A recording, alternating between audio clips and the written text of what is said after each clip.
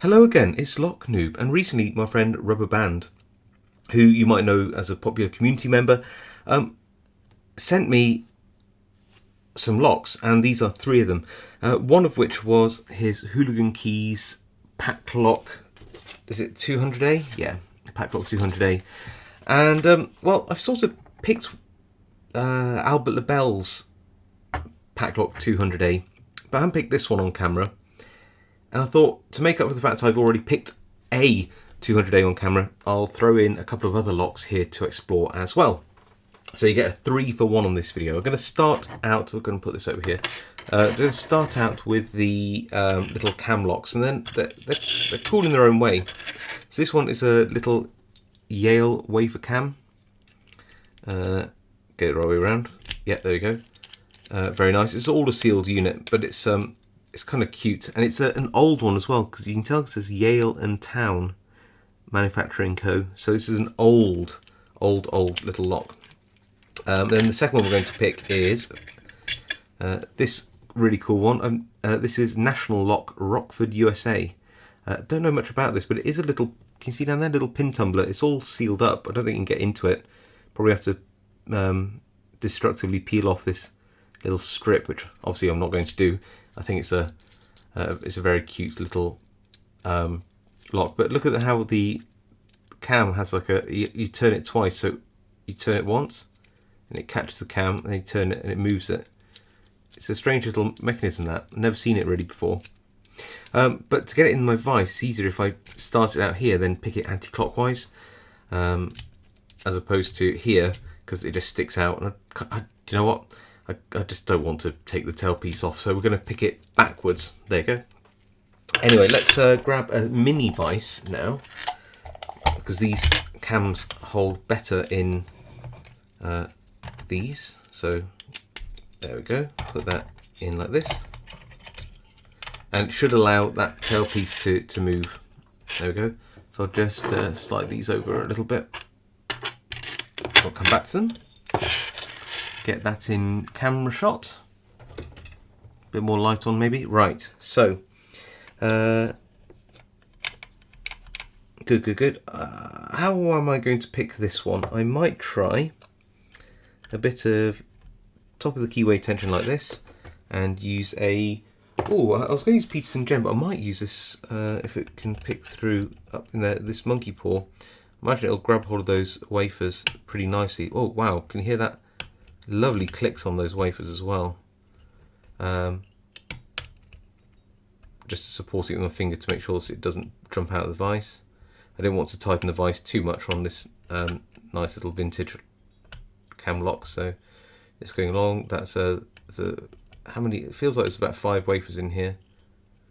So let's count them back from the front. So what's it? 5 nothing, 4 nothing. 3 nothing,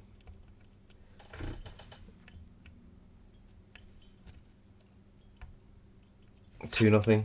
Must have missed one at the back. There we go, got him. Cute little lock that, isn't it? And not a particularly hard pick, but nonetheless, it's nice having these older locks. And that's not rust. I think this is it's just got some paint on it or something. Can't really tell. Maybe it is a bit of rust. It is old. Anyway, next one is this National Lock, and I've got to remember that I'm going to pick this backwards. What I might do is I might try and rake this one using a moneth. Let's try that. Where's my moneth? And some kind of tensioning at the bottom. Can I use that again for going backwards? Yeah, probably. So going to go in there, and I'm assuming this is all going to be standard pins in here.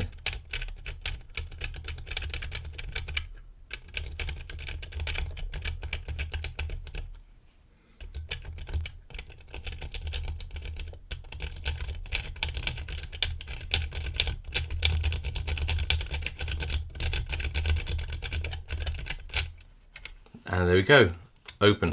Now if I take that out, we should be able to turn it around. If we're lucky, be able to turn it around. Yeah, well, Oh no, I can turn around all that way. Yeah, I just skipped over. So we did do a double turn just by tensioning it. I don't know why. You'd have thought those pins would have gone back up into the Bible, but they didn't. So we managed to get a double turn out of it, and it works fine. So yeah, go figure. Cool. That's that little one as well. And finally, and I might as well try and use the same vise. Let's try picking this PacLock 200A. And let's show it working. There's the lock.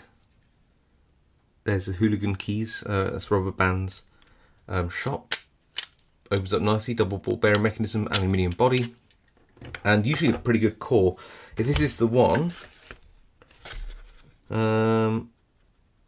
Keyway PO could be that'd be the Pro. If it is the PacLock Pro, this is normally a relatively tricky pick, which is good. We like tricky picks. PacLock Pro just has slightly better pins from what I remember, and lots of serrated things going on inside. So that's good. Right, my vise is a little bit forward heavy, so we'll do our best to work around that. Peach and Gem in 18,000ths on this one. So what have we done? We've done the trying to remember what we used. Monkey Paw by Sparrows, Monith by Multipick, and then last but certainly not least the Peach and Gem in 18,000ths. One of my favourite all-time picks, if not really my favourite all-time pick. So 6.5. Should have been telling you that's 2. Nothing on 1. 6.5. 4 there.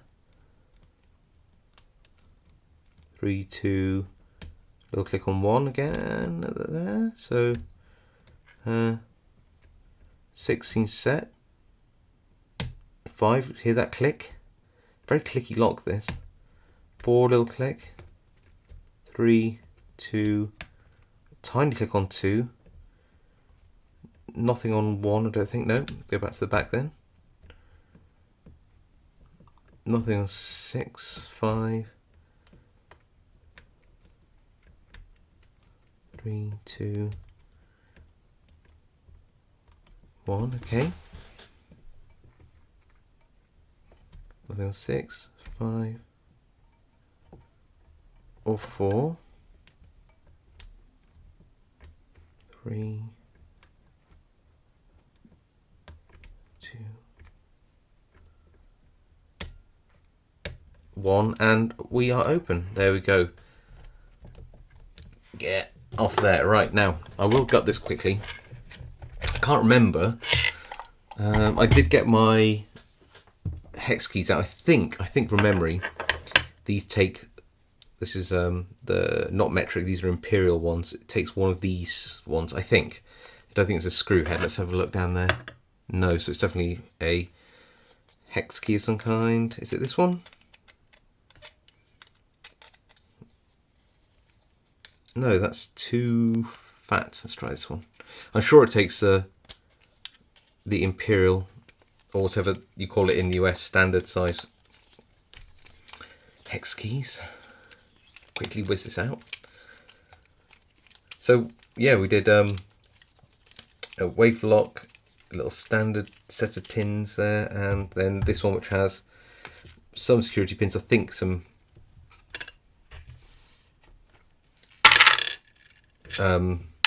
serrated pins and spools. Felt like a load more serrated pins than anything else, to be fair. I got the key, so I'll just turn that around. Use the Sparrows gut wrench, and again, to get this is a little bit of a technique. You've got to really align it and press it up into the circlip, and then it grips it like this, and try not to push it all the way off because it'll ping across the room. But if you can catch it like at that position and then gently pull it with your fingers, that there is how to do it.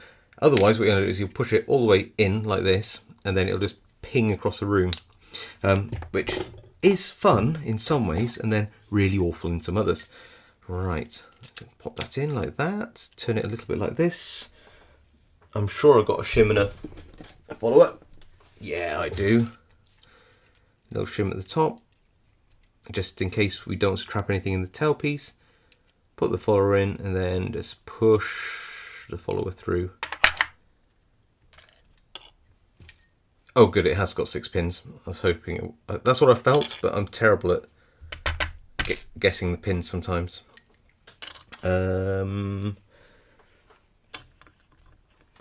Where's the key? I've got those all the way around, so where's the key? So that's the shortest one is pin 1, so that goes there. There we go.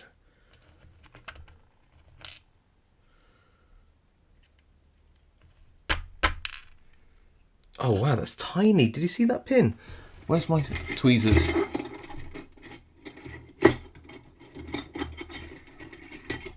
Got them attached around a pen. Hold on. I can't believe how small that little pin is. That's tiny. Look at this thing. Look at him. That's one of the smallest little padlock pins I've ever seen. And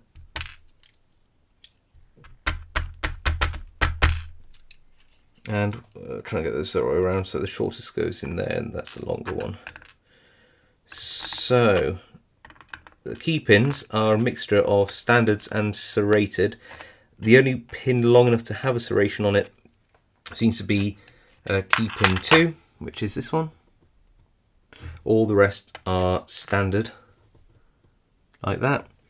It looks like some are a wee bit misshapen on some sides, but yeah, didn't really affect the picking. Nothing special about the core, but it's these top pins which I'm most interested in. So let's just push this through. Grab these. Oh, why did I do it upside down? Okay, well, that's serrated. Yeah, clearly I'm getting tired. That's a spool. That's serrated. Very nice. Good serrations, nice and deep. I like that. One which doesn't want to come up. No, got him. A little spool. Another little serrated. I wonder if there's even like a standard pin in here or whether all spools are serrated.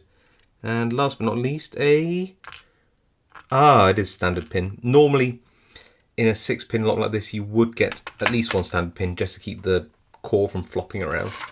But yeah, there you go. That's the very nice pins in a PacLock 200A. I will just show you how deep these serrations are in. They're really nice serrated pins actually. There you go, can you see that? It's quite nice, isn't it? Very deep, really hang up. Cool, there you go. So that's a 3-for-1 little video for you. Hope you enjoyed it. Thank you all for watching. Please leave a like, comment below if you want me to read your comments. I read as many as I can, reply to as many as I can. And if you want to see more content like this, then do consider subscribing. It really helps out. Thank you so much. All right, see you all next time.